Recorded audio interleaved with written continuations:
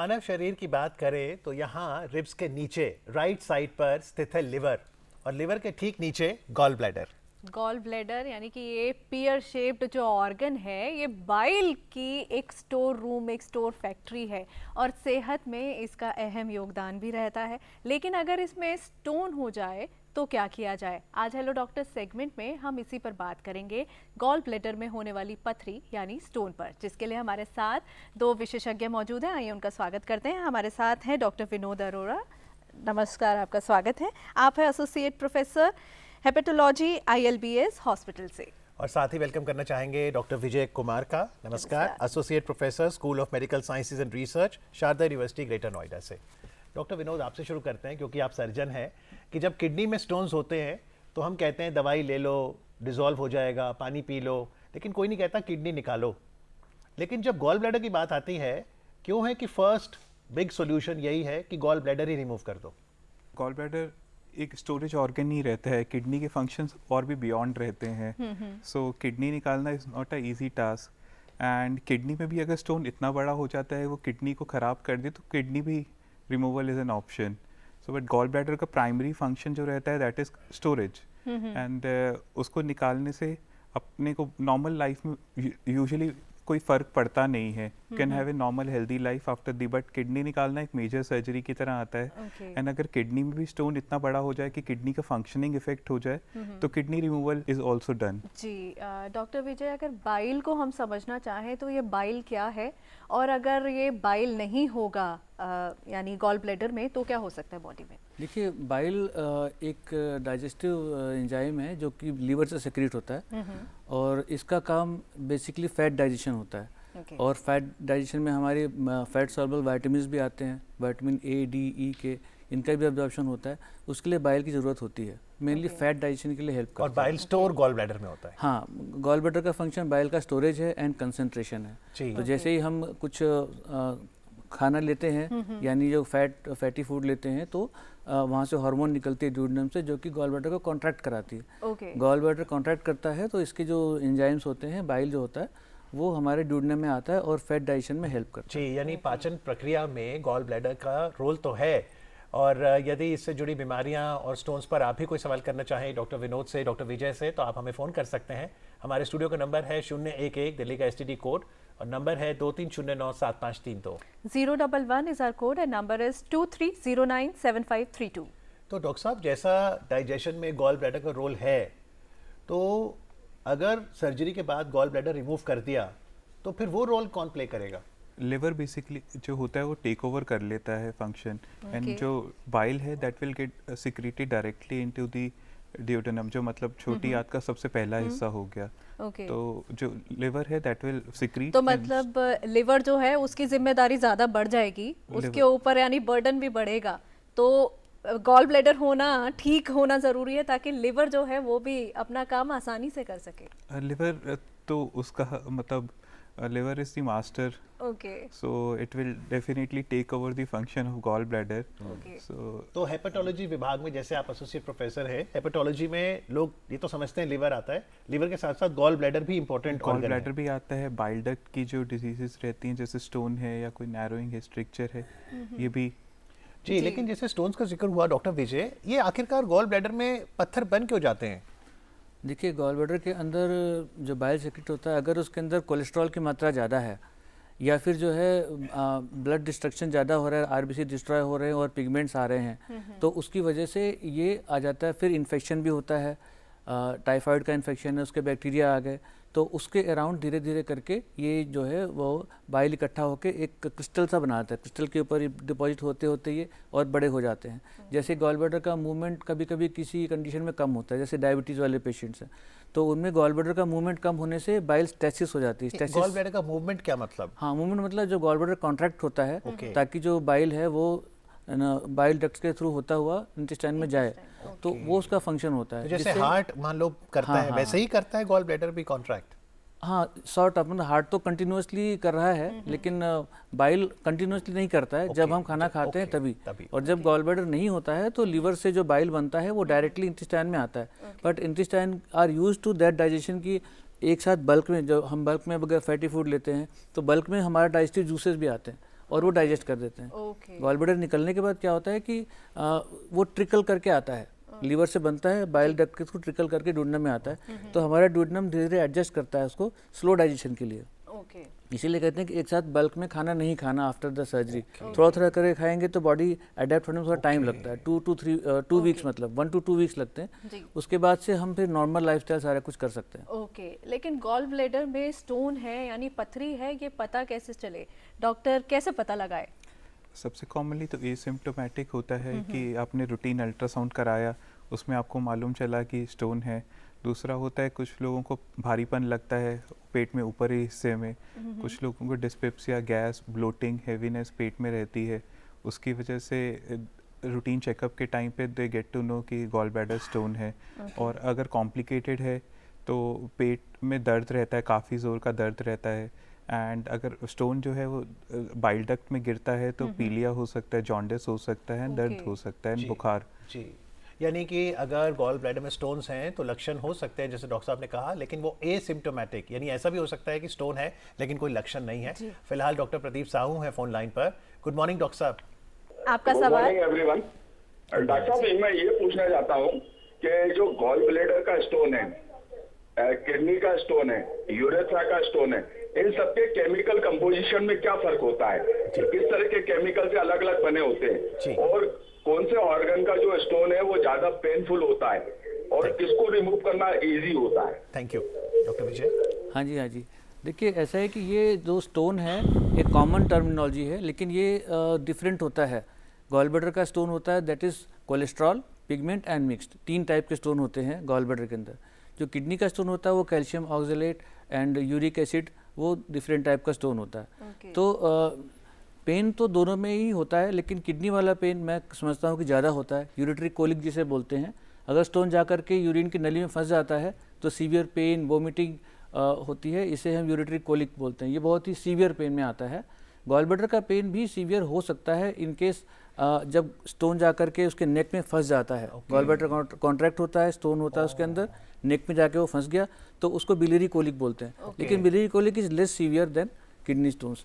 And दोनों के निकालने का जो तरीका है गॉल ब्लैडर के में तो हम लोग पूरे गॉल ब्लैडर को ही निकालते हैं, because it is not so essential, जैसे डॉक्टर साहब ने बताया, डॉक्टर विनोद ने, कि it is not so essential for life, but kidney तो हम नहीं निकाल सकते। जी, यानी एक चीज हमने समझी कि गॉल ब्लैडर का फंक्शन तो है, it is not very essential for life, और फंक्शनल अडेप्टेशन करके लिवर अपने आप काम कर लेगा। यानी कि गॉल ब्लैडर वेस्टिजियल ऑर्गन नहीं है, जैसे अपेंडिक्स है कि अपेंडिक्स निकाल भी दिया तो कोई रोल ही नहीं है अपेंडिक्स मतलब का, तो ऑप्शनल ऑर्गन हो गया।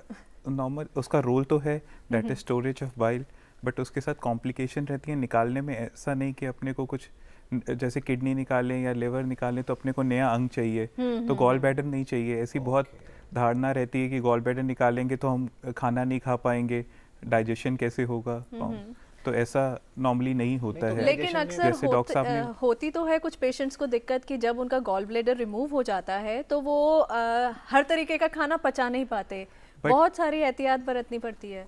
बट नॉर्मली अगर हम समझें तो लाइफस्टाइल डिजीज ही है gall bladder, life sedentary lifestyle है, डाइट आपकी मतलब रिच इन फैट है, तो आपको ऑन एवरेज मतलब डिस्पेप्टिक सिम्टम्स और ब्लोटिंग, पेट में भारीपन अनुमान वैसे ही रहेगा।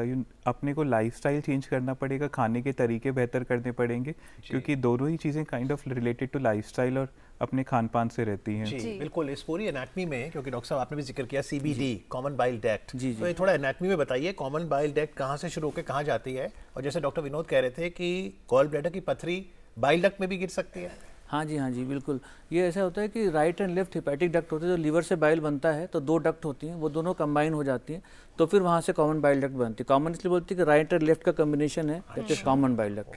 वो कॉमन बाइल डक्ट आगे जा करके हमारे इंटेस्टाइन में आती है, रास्ते में उसमें जुड़ जाती है गॉल ब्लैडर। ठीक है, सो बाइल बनता है लीवर से, right and left hepatic duct से होता हुआ वो गॉल ब्लैडर के अंदर आता है, वहाँ स्टोरेज होता है, गॉल ब्लैडर उसको कंसंट्रेट करता है, एंड जब ज़रूरत होती है तो गॉल ब्लैडर कॉन्ट्रैक्ट होता है और हमारा बाइल इंटेस्टाइन में आ जाता है। अभी क्या होता है कि ये स्टोन कभी कभी जो स्लिप होकर कॉमन बाइल डक्ट में चला जाता है, खासतौर पर छोटे स्टोन्स हैं, तो जब कॉमन बाइल डक्ट में स्टोन हो जाएगा तो बाइल का फ्लो वो ऑब्स्ट्रक्टेड हो जाएगा, बाइल इंटेस्टाइन तक नहीं जा पाएगा, तो वो वापस लीवर में जाएगा और ब्लड में एब्जॉर्ब होगा और जॉन्डिस हो जाएगी। तो ये एक सीवियर कॉम्प्लिकेशन होता है। जॉन्डिस के साथ साथ, क्योंकि वो स्टैगनेंट सिस्टम हो जाएगा, बाइल कंटिन्यू फ्लो नहीं हो रहा है तो वहाँ बैक्टीरिया ग्रो करने लगेंगे। उसके अंदर पस हो जाता है तो इसे कोलेंजाइटिस बोलते हैं, मतलब कॉमन बाइल डक्ट का इन्फेक्शन। और ये बहुत ही लाइफ थ्रेटनिंग कंडीशन है, इसके लिए आईसीयू में एडमिट होना पड़ सकता है। तो ये प्रॉब्लम आती है अगर स्टोन खिसक के कॉमन बाइल डक्ट में चला जाता है। जी ओके, अगर डॉक्टर गॉल ब्लैडर स्टोन की जब हम बात कर रहे हैं तो इसके रिस्क फैक्टर्स को कैसे समझे, कौन है जो इससे परेशान हो सकता है? यूजुअली अगर ओवरवेट हैं, फैट ज़्यादा है, डाइट में अपनी फैट ज़्यादा रहता है, शुगर का कंजम्पशन ज़्यादा रहता है, एंड जैसे डॉक्टर साहब ने बताया कुछ इन्फेक्शन होते हैं कुछ, और एक बेल्ट है नॉर्थ और नॉर्दर्न इंडिया और नॉर्थ ईस्टर्न बेल्ट जिसमें गॉल स्टोन और गॉल ब्लैडर कैंसर का रिस्क बहुत ज़्यादा रहता है, and because of heavy metal and diet. And महिलाओं में भी ज़्यादा होता है? महिलाओं में यूजुअली कॉमनली ज़्यादा देखा जाता है, and but it is not exclusive to females, males can also have gall bladder बच्चों में भी हो सकता है? बच्चों में भी हो सकता है, कंसिडरिंग कोई भेदभाव नहीं इसका मतलब वेट, ओवरवेट है, सेडेंटरी लाइफस्टाइल है, और दूसरा बच्चों में अगर होता है तो अपने को ब्लड डिसऑर्डर, हीमोलिसिस, अगर खून टूटता है उसके बारे में अपने को मतलब जांच करना रहेगा। बच्चों में यूजुअली जो स्टोन्स रहते हैं वो मतलब हीमोलिसिस मतलब खून टूटने की वजह से कैल्शियम और बिलिरुबिनेट स्टोन्स हो सकते हैं। जी बैंगलोर से हमारे एक कॉलर जुड़े हैं। नमस्कार, अपना सवाल पूछिए। नमस्ते, मैं अभिषेक हूँ, 40 साल मेरा उम्र है, और मैं ये प्रश्न पूछना चाहता हूँ कि आप लोग हम लोग के लिए क्या डाइट होना चाहिए जब हमारा गॉल स्टोन्स होता है? जी डॉक्टर साहब। हाँ जी, देखिए ऐसा है कि गॉल ब्लैडर का जो कॉन्ट्रैक्ट होने का जो मेन स्टिमुलस होता है वो फैटी डाइट का होता है। तो अगर हम लोग खाने में ऑयल एंड फैट की मात्रा ज़्यादा रखेंगे तो उसमें क्या है कि वो पूरी तरह से बॉडी से निकल नहीं पाएगा और बाइल में एक्स्ट्रा हो जाएगा, तो वो ही जाके आगे स्टोन बनता है। ठीक है, इसके अलावा हाई फाइबर डाइट लेनी चाहिए और शुगर एंड फैट का कम सेवन करें, अल्कोहल एंड स्मोकिंग का भी कम यूज़ करेंगे, तो ये डाइट रहती है। एंड फ्रीक्वेंटली स्मॉल छोटे छोटे मील्स लेने चाहिए rather than taking one large meal. We have to break down the meal into 4 or 5 meals a day so that liver पे ज़्यादा प्रेशर नहीं पड़ेगा, ज़्यादा कोलेस्ट्रॉल इकट्ठा नहीं होगा। एंड डायबिटीज़ है तो डायबिटीज़ को कंट्रोल करें, उसके लिए regular walk and yoga and meditation वो सब कुछ कर सकते हैं। खाने में तो ये है कि junk food, outside food and mostly fried and fried food की जगह पे आप नॉर्मल लेस फैट वाला खाना लेंगे तो इससे बचे रहेंगे। जी डॉक्टर, क्या सर्जरी ही एकमात्र सॉल्यूशन है?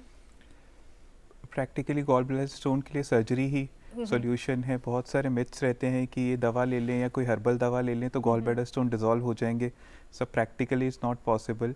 दवा है UDCA, अर्सोडिऑक्सीकोलिक एसिड, वो बाइल का जो स्टोन का है उसको थोड़ा कम कर सकती है, बट वो भी डिसॉल्व कर पाए, दैट इज। और फिर दूसरा डिसॉल्व हो भी गया तो वो जाएगा कहाँ? जैसे किडनी स्टोन तो डिसॉल्व होकर बाहर आ जाता है जी, है ना, ये तो मुश्किल भी है। डॉक्टर साहब, इस समय एक कॉलर हैं, आप उनका सवाल सुने और जवाब दीजिए। हेलो। नमस्कार जी।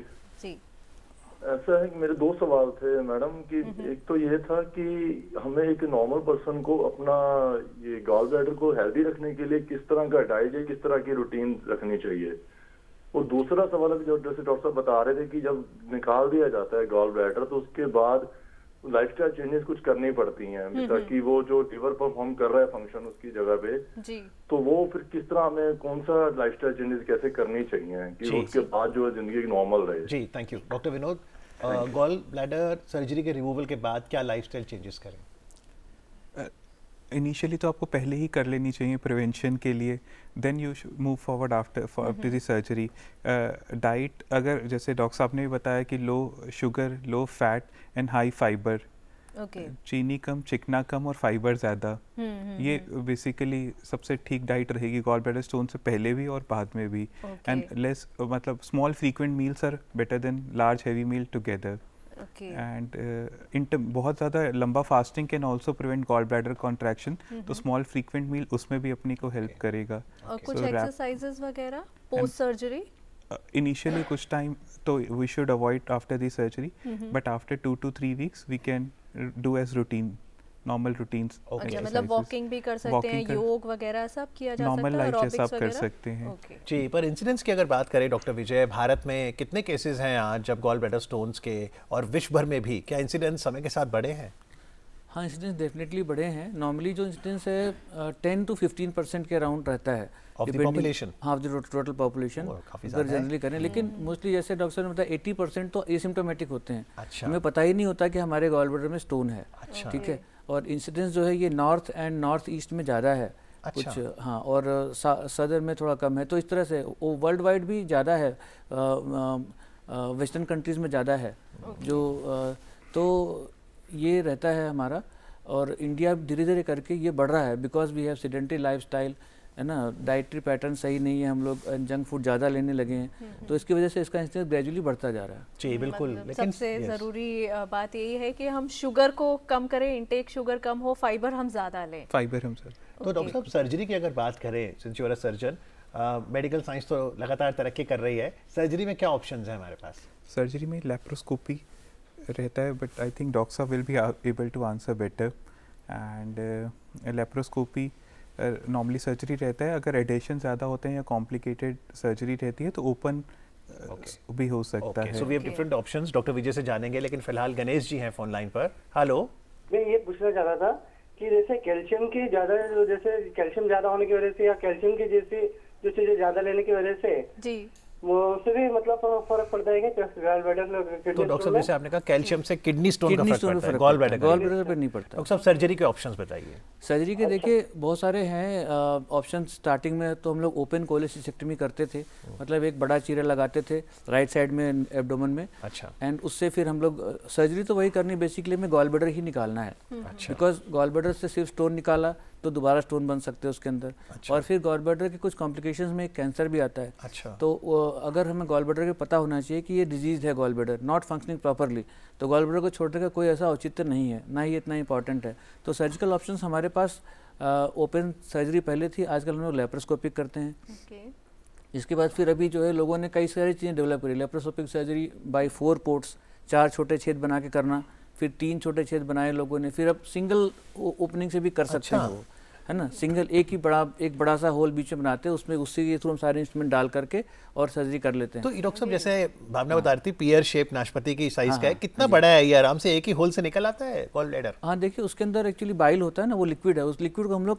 बाहर सक्शन से निकाल देते हैं लिक्विड को। तो बहुत फिर कम हो जाता है। हाँ जी, और स्टोन होता है, स्टोन का भी हम लोग ब्रेक करके उसको निकाल देते हैं, बिकॉज हमें उसी छोटे ओपनिंग से ही निकालना है। सो हम स्टोन को ब्रेक कर देते हैं, और कभी कभी गॉल ब्लैडर को एक प्लास्टिक की थैली के अंदर, उसे रिट्रीवल बैग बोलते हैं, उसके अंदर डाल के हम लोग निकाल पाते हैं। ओके। ठीक है। So how big is the size? Is it like less than the fist? It varies. Very small? Varies from मतलब maybe very small, 2 centimeters to 10 to 15 centimeters, है ना. Size can be any, and size doesn't matter much. We have to, but basically the adhesions and आसपास के structure से जैसा वो चिपका होगा, या लंबी हिस्ट्री है, या उसकी वॉल थिकनेस ज़्यादा है, तो ऐसे कंडीशन में, या उसके अंदर पस हो गया है, म्यूकस हो गया है, ऐसे केस में थोड़ा सा कॉम्प्लिकेटेड सा हो जाता है। जी, चलते एक सवाल और ले लेते हैं डॉक्टर विनोद। नमस्कार। Hi ma'am, good morning ma'am, Awadhesh मेरा नाम है, मैं दिल्ली से बात कर रहा हूँ। लास्ट ईयर मेरा गंगाराम में हुआ था सर मैम, ये गॉल ब्लैडर का रिमूव का। तो ये जानना चाह रहा था कि मैम मेरा जो गॉल ब्लैडर जब से रिमूव हुआ है उस एरिया में पेन रहता है अभी तक मुझे। ओके। और मेरा टक के अंदर स्टोन था मैम, जिससे कि मेरा हो गया था। ओके। अगर पेन रहता है और डक्ट के अंदर स्टोन है तो अपने को एक प्रोसीजर होता है, that is ERCP, endoscopic retrograde cholangiopancreatograph, and उसके थ्रू हम डक्ट से स्टोन रिट्रीव कर सकते हैं। That is non surgical but definitely invasive procedure, and उसके एंडोस्कोपी से हम जाके बाइल डक्ट से स्टोन निकाल के then we can clean the bile duct. Okay. तो चलते चलते डॉक्टर साहब आप क्या कहेंगे गॉल ब्लैडर को लेकर, क्या अवेयरनेस हम रखें हम सभी? देखिए, अपना रेगुलर हेल्थ चेकअप कराते रहना चाहिए हमें, और साल में एक बार तो अल्ट्रासाउंड करा लें। और अगर गॉल स्टोन होता है और आप अगर हाई रिस्क में आते हैं, जैसे कि मोस्टली तो एसिम्टोमेटिक होते हैं तो हमें पता भी नहीं होता, और एसिम्टोमेटिक का रिकमेंडेशन भी नहीं है कि आप हर पेशेंट का ऑपरेट करें। ठीक है, अगर आप हाई रिस्क में आते हैं, जैसे आप डायबिटिक हैं, या फिर आपका लाइफस्टाइल ऐसा है, या आप ओवरवेट हैं, या डाइटरी पैटर्न ठीक नहीं है, या आप कोई जैसे प्रेगनेंसी प्लान कर रहे हैं, प्रेगनेंसी के बीच में अगर गॉल ब्लैडर के कॉम्प्लिकेशन स्टार्ट हो गए तो फिर मुश्किल होती है, क्योंकि हम गॉल ब्लैडर की सर्जरी भी नहीं कर सकते, प्रेगनेंसी भी कंटिन्यू करनी है। तो ऐसे कुछ सिलेक्टेड पेशेंट, जैसे कि जो किसी को कोमॉर्बिडिटीज ज़्यादा है, ओल्ड एज है कोई, है ना, किसी को ब्लड प्रेशर ज़्यादा है, सो ऐसे कोई प्रॉब्लम्स हैं अगर आपके साथ, तो उसको करा लेना बेटर रहता है। और खासतौर पे अगर छोटे स्टोन्स हैं तो उसमें और रिस्क होता है कि वो किसी तरह के नली में जा सकते हैं। जी बिल्कुल, और सर्जरी से घबराहट होती है, आप ये कहेंगे कि तरक्की इतनी हो गई है कि बिल्कुल सेफ है surgery? Gall bladder surgery purely safe and अपना आप रूटीन 1 से 2 दिन में ही यूजुअली कर सकते हैं। Okay, very nice. तो आज कार्यक्रम में आके गॉल ब्लैडर स्टोन्स पर बातचीत करने के लिए डॉक्टर विनोद आपका, डॉक्टर विजय आपका बहुत बहुत आभार। Thank you very much. Thank you.